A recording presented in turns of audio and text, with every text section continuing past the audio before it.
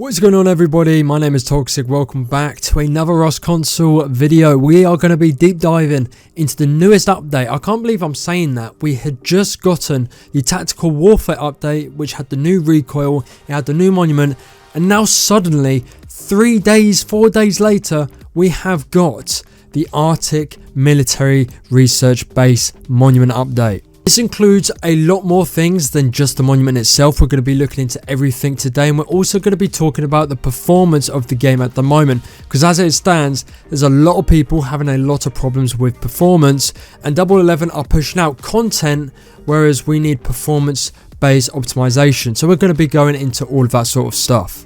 As soon as I saw this notification that the Arctic Military Base had hit the PTB, I jumped straight on it, and here's my first reaction to either like the monument itself and the polar bears, because my god, they scared the absolute shit out of me. We're gonna have a look. I'm surprised they added it so fast. They're just trying to get as much content out as possible, aren't they? Can't blame them. Are you on PTB? I am. But here we are. Here's the Arctic base. Oh shit, run!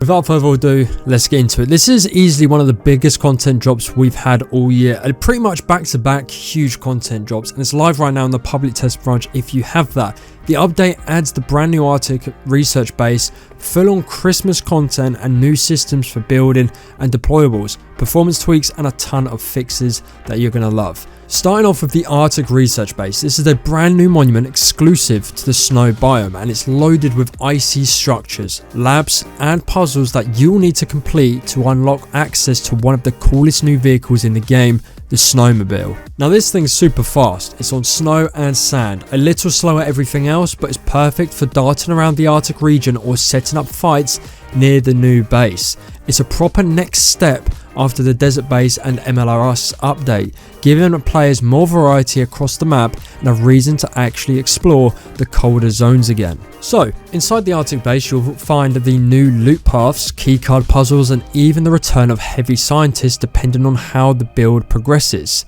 Once you complete the puzzle, you will unlock the Snowmobile spawn. It's not just a gimmick either, it's a real addition to movement in Rust console. Add that with the new polar bears, which are now the most aggressive and strongest animal in the game, and the Arctic feels deadly but rewarding. But polar bears only spawn in that biome, and if you manage to kill one, you'll get extra resources compared to the normal bear. Alongside that, we've got the Christmas content back for the holidays. Santa's sleigh will fly over the island dropping special gift airdrops called Santa's supply drops, and sleds have been added both as loot and as craftable items. You'll be able to ride them across the snow for a limited time through the event. These will only be available for a short seasonal window, so jump in and grab one while you can whilst it's live on the PTB, and it will be live on the main branch at the end of this month. Another big addition that not many people have spoken about is the metal detector. This lets players scan the ground and locate hidden metal objects buried beneath the surface, something that will add a completely new mechanic to exploration and looting. Whether it's buried loot, junk or secret items, this tool is a nice way to expand gameplay outside the usual raiding and monument loop. They've also made huge improvements to building and deployable placement. Rotation before deployment is now enabled for more items like electrical branches, splitters, HBF, HF sensors, alarms, sprinklers and even more. IO systems got a visual update with clearer input and output arrows so you can see exactly where power or water flows from. There's a planner quick confirm system now, deployable snapping options and even monument red zones that will tell you when you're too close to build to stuff like monuments. All super handy quality of life updates, ones that may not be huge but ones that do matter in the fine detail in the grand scheme of things. It makes the game smoother and closer to the PC standard. A few other things worth noting. The oil rig now gets low radiation after 30 minutes of the crate being unlocked, which forces players to clear out after an event and prevents players from camping rigs forever. Launch site has also been upgraded with better lighting and added scientists, and this is huge. You have fixed windows for fairer fights, chainsaws now always start on the first try, hackable crates no longer show on the map once they're looted, and the too hot status finally deals proper heat damage at 60 Celsius, matching PC's behaviour. Visually, this update's packed, so from better animations and throwable tool physics to improved fire effects, fixed smoke visuals, and unified UI icons. Even little things like water purifier steam, reticle visibility in smoke, and Dropbox lighting have been fixed to match the Steam version. It's all these small details that basically make the game feel more polished and complete. Now, UI updates have also come in hot with this update. New tips for building errors, hold to leave queue functionality, fix text scaling issues, and even correct refinery names at monuments. It's clear the devs are trying to make the console experience smoother, but of course with all of these new features, monuments, and assets being loaded into the PTB and functionally the main branch, there's going to be a trade-off. Here's the trade-off. Right now we have a lot of content coming to the game which we're all happy about. However, the caveat here is that the performance right now is rough for quite a few players. FPS drops, rubber banding, longer texture load times, and slight input delay have all been reported. It's not unplayable per se, but it is noticeable. The good news is, however, is that this happens almost every time a massive update hits PTB, and it's usually followed by a performance overhaul patch before it launches on the main branch version of the game. So given how much new stuff has been added this year, from recall changes to new monuments, vehicles, and now the Arctic content, it's very likely Double 11 will focus heavily on optimization next, or so we hope.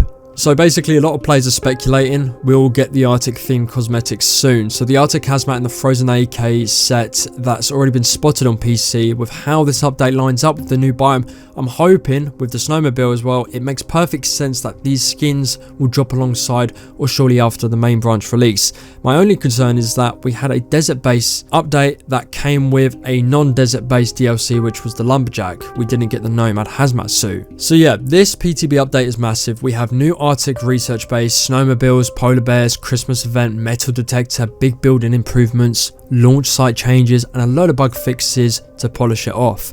But with all of this new content, we're seeing a few rough edges performance wise. You can expect some FPS improvements, maybe memory optimizations, and hopefully smoother server performance before this hits main branch. It's been a huge year for Ross Console with back-to-back updates that have nearly doubled the content since launch. This Arctic update just adds to that momentum, and honestly, once the performance gets cleaned up, hopefully in 2026, this could be one of the best patches we've had so far. One thing I want to add to this is higher pops and bigger maps. A lot of you are asking, where are these two things?